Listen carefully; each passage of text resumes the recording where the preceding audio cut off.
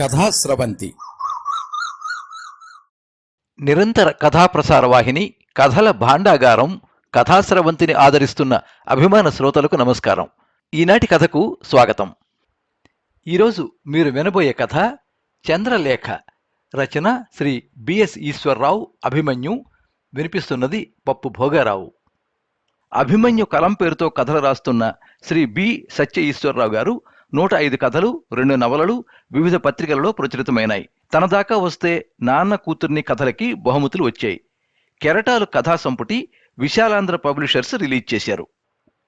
ఈ కథనం మీకు నచ్చినట్లయితే ఈ వీడియోని లైక్ చేయండి, మీ మిత్రులకు షేర్ చేయండి, మీ అభిప్రాయాన్ని కామెంట్స్లో తెలియజేయండి. మీరు మొదటిసారి ఈ ఛానల్లో కథ వింటున్నట్టయితే ఈ ఛానల్ని సబ్స్క్రైబ్ చేసుకోండి. పక్కనుండే బెల్ ఐకాన్ని తప్పకుండా నొక్కండి. ఈ ఛానల్ ద్వారా వినిపించే కథలు, కబుర్లు, వ్యాసాలు అన్నీ ఎప్పటికప్పుడు మీకు అందజేయబడతాయి.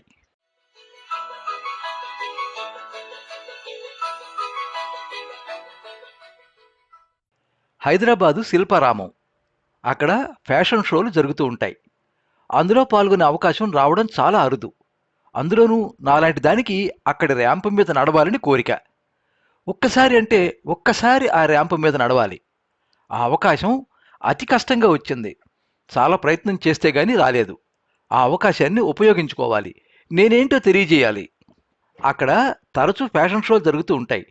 డిజైనర్లు డిజైన్ చేసే దుస్తులు ధరించి అమ్మాయిలు వయ్యారంగా హొయలుపోతూ ఉంటారు.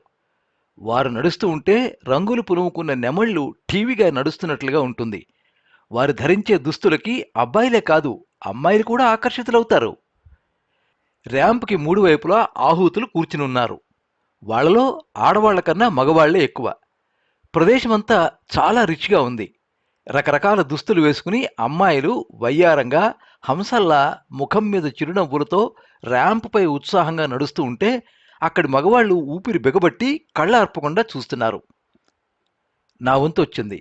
బ్లాక్ కలర్ శారీ, దానికి మ్యాచింగ్ జాకెట్టు ధరించి హై హీల్స్ వేసుకుని నడుస్తూ ఉంటే ఎంతో ఆనందంగా ఉంది. నా మనసు ఉత్సాహంతో ఊగిపోతోంది. నాకిదే మొదటిసారి అయినా నా చూపులో బెరుకు లేదు. నా నడకలో తత్తరపాటు లేదు. నా పెదవులపై చిరునవ్వు చెరగలేదు.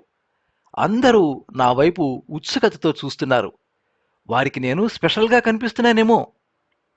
నిజమే, నేను స్పెషల్. వారి చూపుల్లో ఏదో తెలియని వెలుగు. ర్యాంప్ మధ్యలో నిలబడి హాయ్ గాయ్స్ అని 2 చేతులు పైకెత్తి ఫ్లయింగ్ కిస్ ఇచ్చాను. నేను అమ్మాయిని కాదు, ట్రాన్స్ ఉమెన్ని అని వెనుదిరిగాను. చాలామంది నమ్మలేనట్లుగా నా వైపు చూడటం గమనించాను. మరుక్షణం ఈలలు, చప్పట్లు.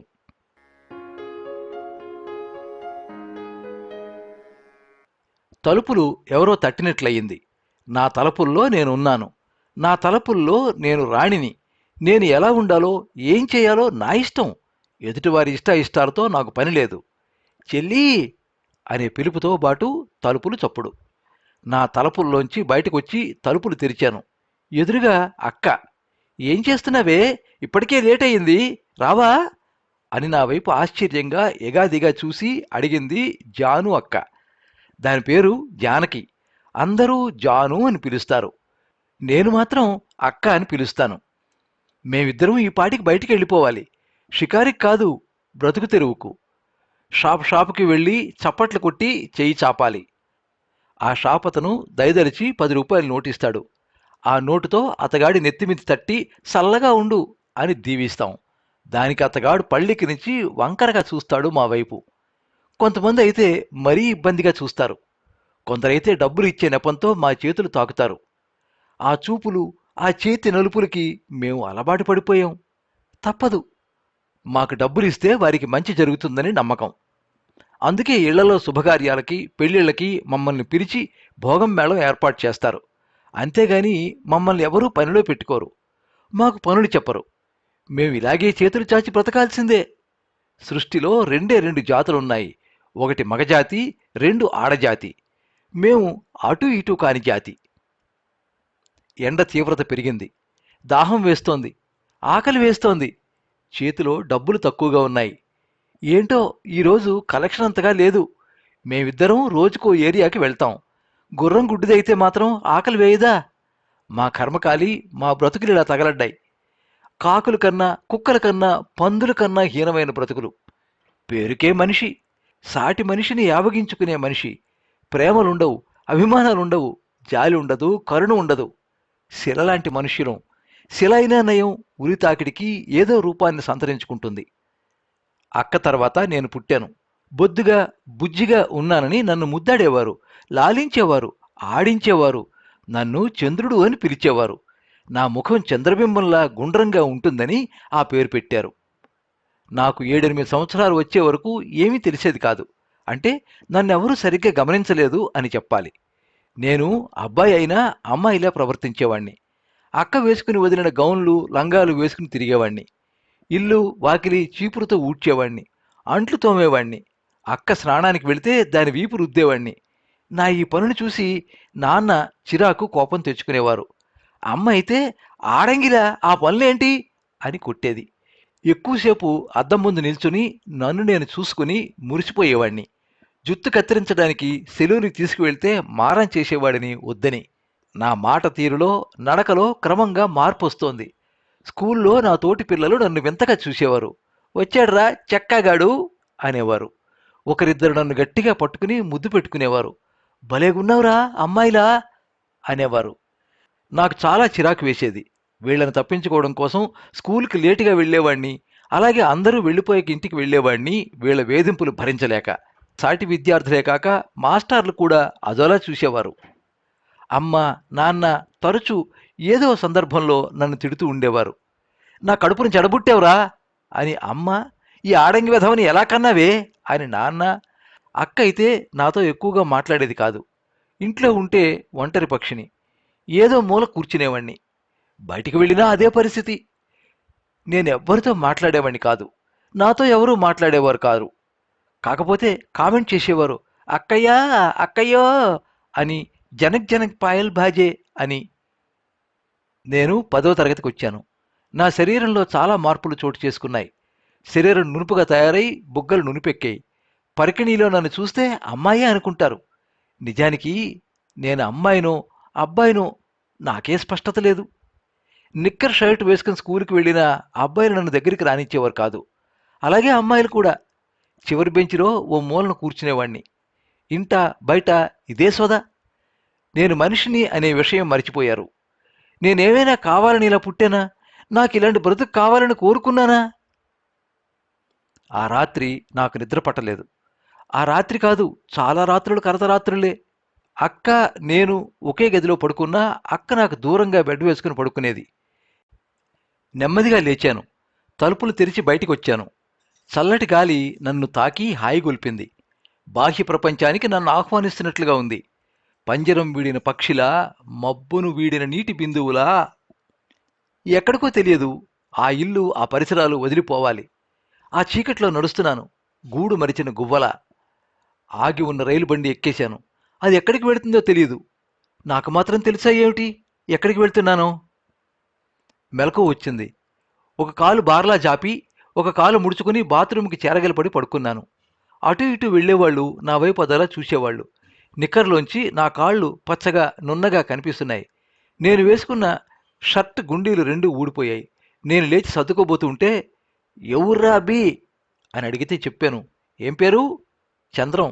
ఇంటి నుంచి పారిపోయి వచ్చావా? ఆ, అవునని తలూపి అప్పుడు తలెత్తి చూశాను. ఎదురుగా ఆడో మగో వెంటనే తెలుసుకోలేకపోయాను. చీర జాకెట్ని చూసి ఆడ అనుకున్నాను. ఈవిడ వాలకం చూస్తే నాలాంటిదేనా అన్న అనుమానం వచ్చింది.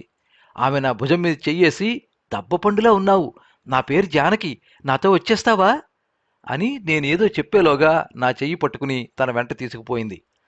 తన ఇంటికి తీసుకువెళ్ళింది. అప్పటికే ఆ ఇంట్లో 4గురున్నారు. వాళ్లంతా ఈమెలాగే వస్త్రధారణ కలిగి ఉన్నారు. నన్ను చూసి, ఎవరో ఈ బుడ్డోడు, మనలాంటి బాపత్తే, ఇల్లొదిలొచ్చేశాడు, పేరు చంద్రం అని చెప్పింది జానకి. వాళ్ళు నన్ను దగ్గరికి తీసుకుని, ఎంత బుజ్జిగా ఉన్నావురా, భలే ముద్దొచ్చేస్తున్నావు అని నన్ను పట్టేసుకుని ముద్దులు పెట్టేశారు. నాకు చిరాకు కలిగినా ఏమీ అనలేకపోయాను. చూడు, నీకేం భయం లేదు, నువ్వు మాతోటే ఉండు, నిన్ను బాగానే చూసుకుంటాం, మేమంతా నీలాంటి వాళ్ళమే, ఇంటిని అయిన వాళ్ళని వదిలొచ్చేశాం, మనదంతా ఒకే లోకం, మనకు మనమే తోడు నీడ. కాలం గడుస్తోంది.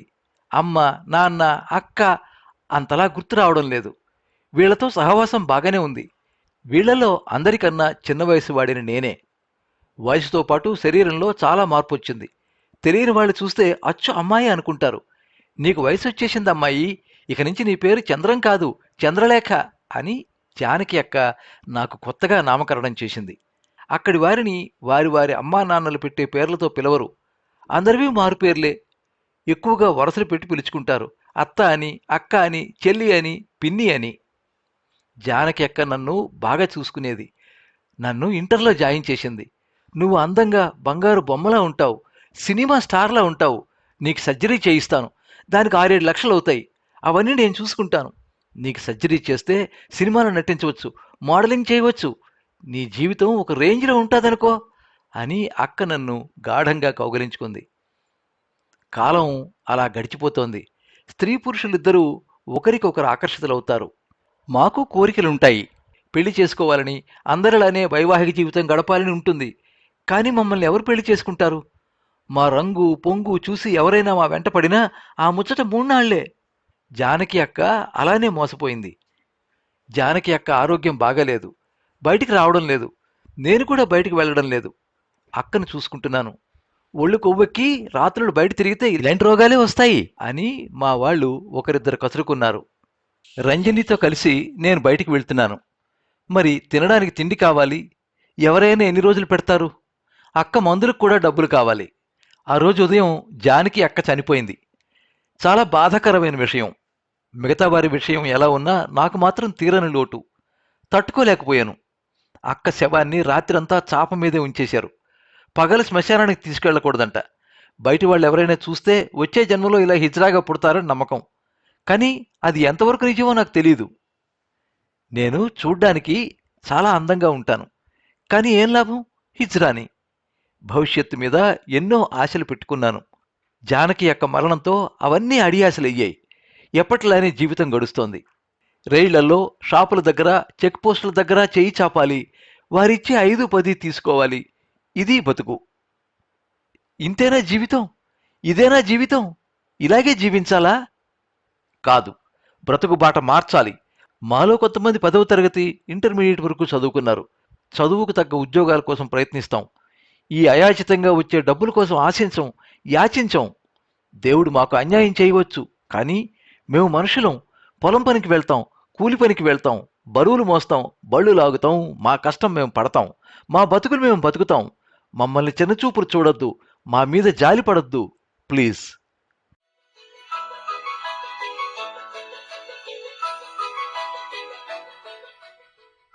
మీరింతవరకు చంద్రలేఖ కథ విన్నారు. రచన శ్రీ బిఎస్ ఈశ్వరరావు, అభిమన్యు. వినిపించినది పప్పు భోగారావు. ఈ కథ విశాలాక్షి సాహిత్య మాసపత్రిక 2023 సంవత్సరం సెప్టెంబర్ నెల సంచికలో ప్రచురితమైంది. ఎప్పుడు మీ అభిమానాన్ని కోరుకునే పప్పు భోగారావు.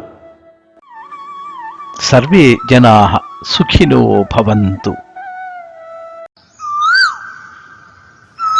కథా స్రవంతి